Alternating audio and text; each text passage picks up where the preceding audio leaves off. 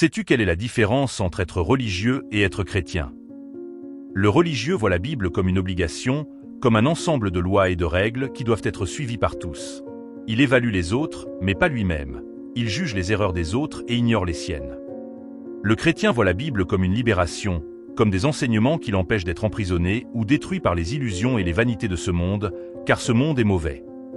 Le religieux croit qu'il est bon, juste et correct, et que ses péchés sont petits, pensant que cela suffit.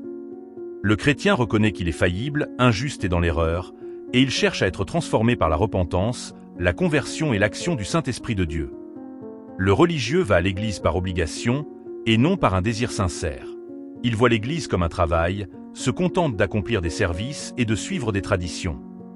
Le chrétien va à l'église parce qu'il comprend quel est le corps du Christ. Il reconnaît qu'avec ses propres forces, il n'arrive pas à vivre correctement dans ce monde et qu'il a besoin de la communion avec Jésus et de l'aide de ses frères en Christ. Le religieux croit en Jésus et en autre chose en plus. Des saints, des personnes, des personnages, des amulettes, des superstitions, des traditions ou des autorités. Le chrétien croit uniquement au Seigneur Jésus-Christ de Nazareth, le Fils de Dieu. Comprends ceci.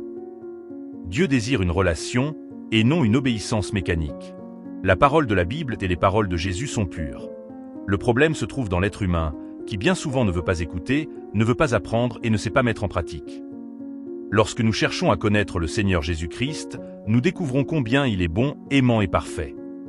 En même temps, nous reconnaissons combien nous sommes mauvais, faillibles, injustes, dans l'erreur et imparfaits. Nous comprenons alors combien nous avons besoin de changer et de nous améliorer, et combien le monde a aussi besoin de faire de même. Lorsque tu comprends que Jésus-Christ est la référence parfaite à suivre et que tu entames un processus de conversion, quelque chose se produit naturellement. Tu commences à refléter le Christ. Tu deviens une personne meilleure, plus bonne, plus aimante, plus juste et plus droite. Un désir sincère d'aider ton prochain naît en toi, des plus petits aux plus grands gestes qui sont à ta portée. Maintenant, écoute une parabole. Imagine que le monde est un grand chantier, où nous construisons une immense maison pour que nous puissions tous y vivre ensemble. Tout chantier génère des débris, et aujourd'hui le monde est rempli de débris. À côté, il y a une benne vide, prête à recevoir ces débris. Tu veux aider, mais tu n'as pas besoin de jeter tous les débris seul. Si tu aides en jetant ne serait-ce qu'une seule pelle, cela fera déjà une différence. Maintenant, imagine si les 8 milliards de personnes dans le monde faisaient la même chose. Le chantier avancerait beaucoup plus vite, et tout le monde pourrait vivre dans cette grande maison avec confort et sécurité. Maintenant, écoute l'explication de la parabole. Le monde représente la création de Dieu. Le chantier représente notre manière de vivre. Les débris représentent nos péchés, nos erreurs, nos méchancetés, les illusions et les vanités de ce monde. La pelle représente le Saint-Esprit de Dieu. La benne représente la repentance, le pardon, la nouvelle naissance de l'eau et de l'esprit, et la conversion en Christ. L'acte d'aider représente l'amour du prochain. La grande maison représente la communion avec le Seigneur Jésus-Christ de Nazareth, le Fils de Dieu. À chaque pelle de débris retirée, c'est-à-dire à chaque péché, erreur, méchanceté, illusion et vanité que nous retirons du monde, nous sommes sanctifiés et purifiés, et le monde devient un endroit meilleur pour vivre.